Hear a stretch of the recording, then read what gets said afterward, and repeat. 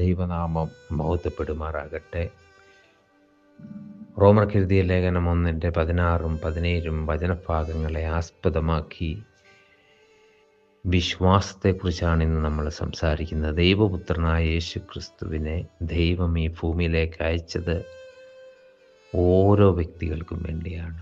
ഇന്ന് ഈ ഭൂമിയിൽ കർത്താവായ യേശു ക്രിസ്തുവിൻ്റെ പാപങ്ങളെ ഏറ്റെടുത്ത് കാൽവറിയിൽ യാഗമായി തീർന്നുവെന്ന് വിശ്വസിക്കുന്ന ഓരോ വ്യക്തിക്കും ദൈവം കൊടുക്കുന്ന അംഗീകാരമാണ് ദൈവത്തിൻ്റെ മക്കളാകുവാൻ. ഇതാണ് സുവിശേഷം. ഈ സുവിശേഷത്തെക്കുറിച്ച് എനിക്ക് ലജ്ജയില്ല എന്ന് പൗലോസ്ലിഹ റോമർക്കെഴുതിയ ലേഖനം 1:16 പറയുന്നു. കാരണം വിശ്വസിക്കുന്ന ഏവർക്കും അത് രക്ഷയ്ക്കായി ദൈവശക്തി ആകുന്നുവല്ലോ.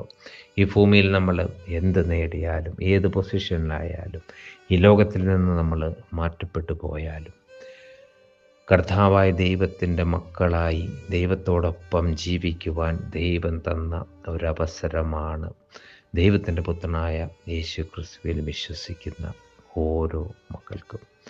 അപ്പോൾ ഈ ഒരു വലിയ അവകാശം നമ്മുടെ മുമ്പിലുള്ളപ്പോൾ കർത്താവിൽ പ്രിയരെ, യേശു ക്രിസ്തുവിലുള്ള നമ്മുടെ വിശ്വാസം, ആ വിശ്വാസത്തെ ഓരോ ദിവസവും ഏറ്റുപറഞ്ഞ് മുന്നോട്ട് പോകുവാൻ, അതുപോലെ തന്നെ ഈ സുവിശേഷത്തെക്കുറിച്ച് യാതൊരു ലജ്ജയുമില്ലാതെ ദൈവം നൽകുന്ന ഈ രക്ഷ എല്ലാവർക്കും എത്തിച്ചു കൊടുക്കുവാൻ ദൈവം തമ്പുരാൻ നമ്മെ ഓരോരുത്തരെയും ഉപയോഗിക്കട്ടെ, സഹായിക്കട്ടെ. ഈ വചനത്താൽ ദൈവം നമ്മെ അനുഗ്രഹിക്കട്ടെ.